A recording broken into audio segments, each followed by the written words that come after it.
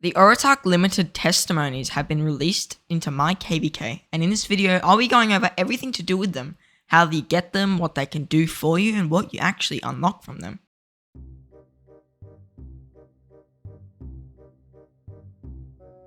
Alright everyone, so welcome back again. You can see I've just finished my KVK, it's ended, alright, and I was lucky enough to receive an AUTARCH testimony.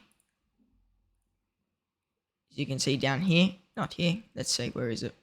Congratulations, I've won the AUTARCH award. You can see here, when you get it, first thing you receive, AUTARCH Inscription. Testimony means I can purchase anything from the Inscription shop. Then, AUTARCH Tavern, which we'll go over. Formation Choice Chest, which I'll probably open with you guys in this video if I didn't open them, can't remember. Just some XP, Crystal Keys, Speed Ups, Training Speed Ups, Healing Speed Ups. I don't even know why they added these, to be fair. It's just, I guess, extra stuff. Can't complain.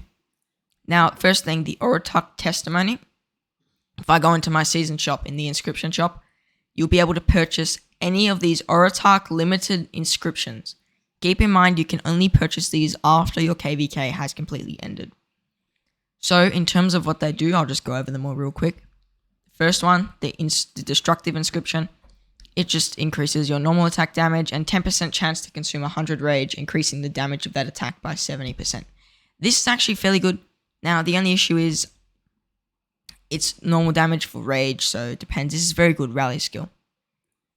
Hunter, this is the one I'll be personally buying just a bit later in the video, so if you're interested in me purchasing it and inscribing it, stay tuned. Now, the Hunter Inscription, when troops receive 5% boost skill damage. When dealing direct damage, damage is boosted by 10% if only one target's hit, otherwise by 2%.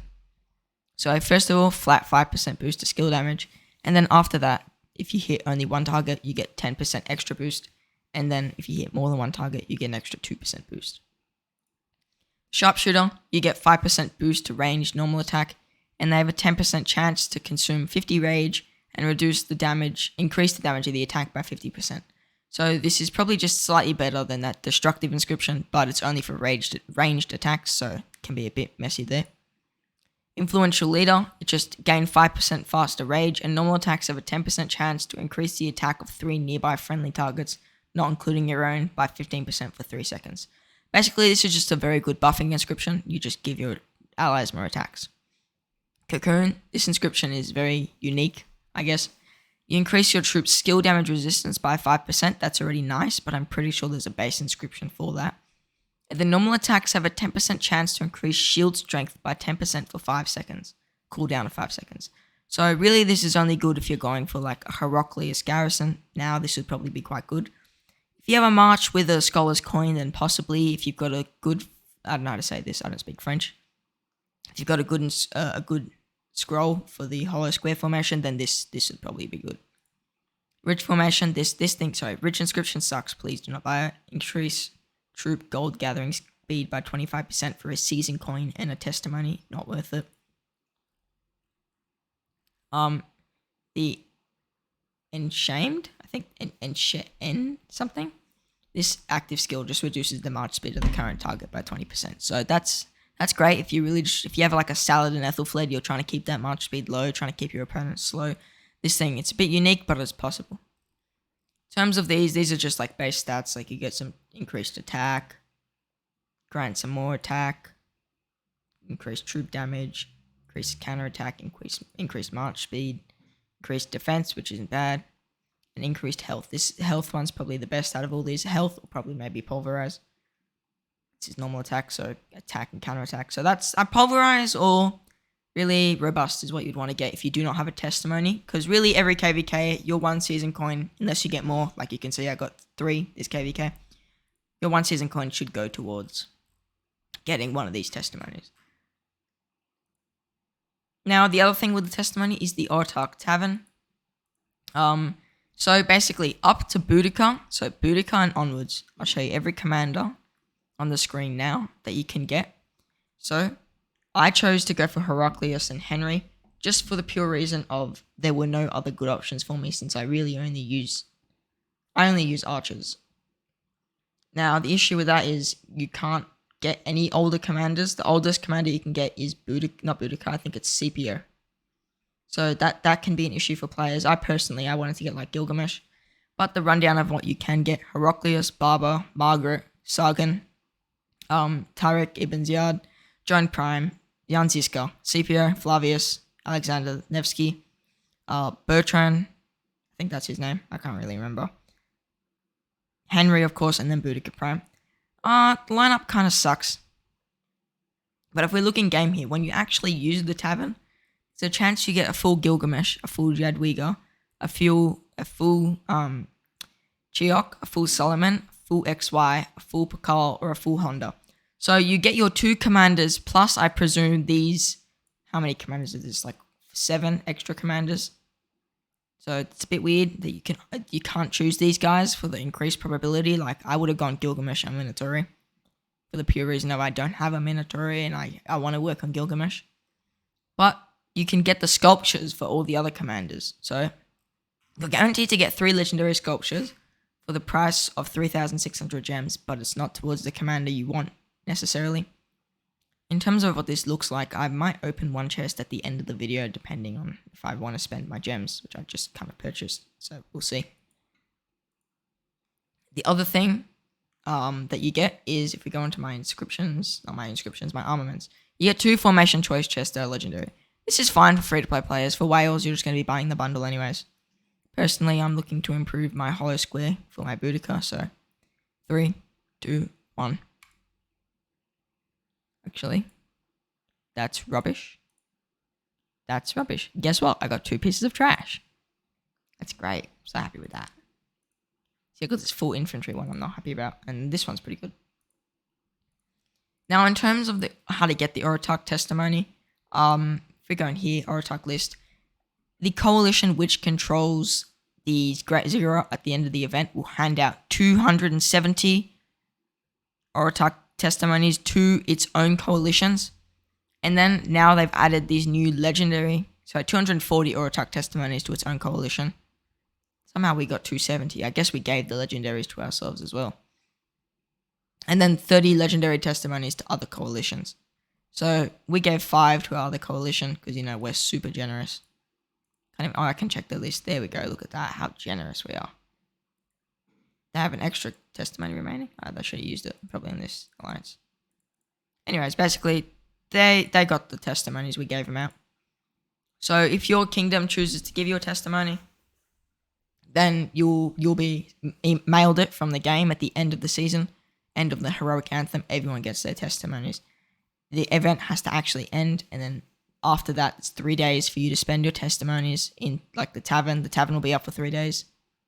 And here, the inscription shop will be up for 3 days. Now, in terms of an issue that the testimonies present that I want to go over real quick, is if you have a really, really big camp, like our camp was fairly big this KVK. We had 3 A-seed kingdoms in our personal war camp. So it can be quite an issue in terms of diplomacy, trying to figure out who gets what, who deserves the testimonies, who deserves to get the ziggurat, but then also whoever gets the ziggurat now gets the testimonies. So that's really, really hard to figure out with diplomacy, and it might possibly cause civil wars in some KVKs. But if we negate that, it actually will damage big kingdoms as well. Because if we think about it, huge kingdoms with like thousands of players who actively play, actively contribute, won't be receiving these rewards, and they literally can't unless they're like the top players of that kingdom. I'm lucky I was this kingdom. We fought quite well. I was just one of the top players in terms of contributor. I don't know, I'm not rank 3 anymore. I'm probably one of the rank 2s. Yeah, I'm in rank 2. This is a unique profile picture Lilith gave me, apparently. So I got lucky. I was in the list to get the testimonies. We applied. I think our kingdom did it quite well. The way we ran it was, if I can find the mail. Let's find Aki's mail. Not this one. Here we go. So we did it with, there used to be 100 seats, and then they updated it, so that changed. But we went over, you have to have 1 season gold coin. So they want you to have at least 6 million kills and obviously be one of the top contributors. And the conquest coin is one of the main parts. If you give the testimony to someone without a conquest coin, you're basically throwing it away. Unless they plan to max purchase the tavern, which I don't recommend doing. It's really not that great. So we did it quite well. I think we deployed this quite well with our allies. They were happy with it. I think we gave them our circles and stuff. So now in terms of what I think is the best inscription, you can see here we got a mail from our own coalition leaders. They went over what they think is the best, so you can just pause the video if you want to check this out. And then here's the other one. So in my opinion, I think the best inscription, is the Hunter inscription. This one is probably the best for any free-to-players who have open fields, and it's actually, I think, the most powerful in terms of the buffs it offers.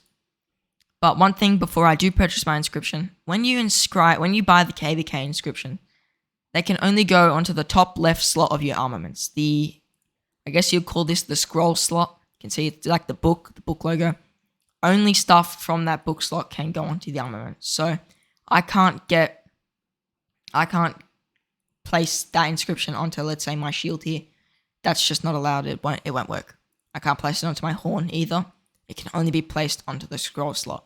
So keep that in mind for when you do purchase your inscription. Like, I was looking around, my best scroll is probably on my Gilgamesh, who I'm going to put the armament on. Sorry, the inscription on. So if we go in here, I'm going to purchase it now. Alright, I do wish that they told us which inscription you're buying. So just double check. I'm buying Inscription Hunter. That is, yeah, okay, that's the one.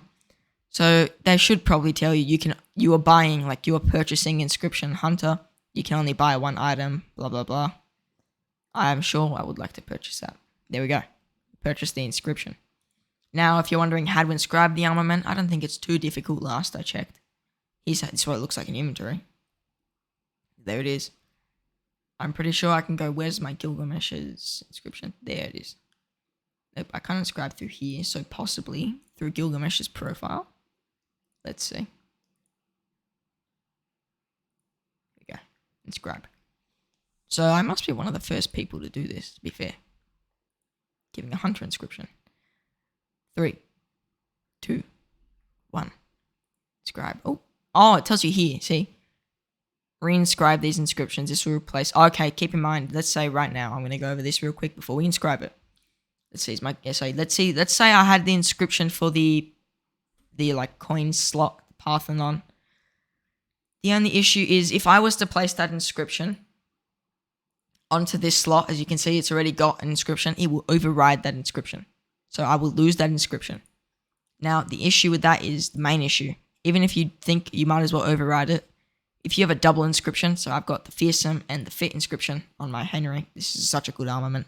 If I got the inscription for the horn and I tried to inscribe, it would remove both of these inscriptions. So that's something to really keep in mind when you consider if you're going to go for this, if you're going to inscribe it or not. So that's why a clean armament with perfect stats would be great.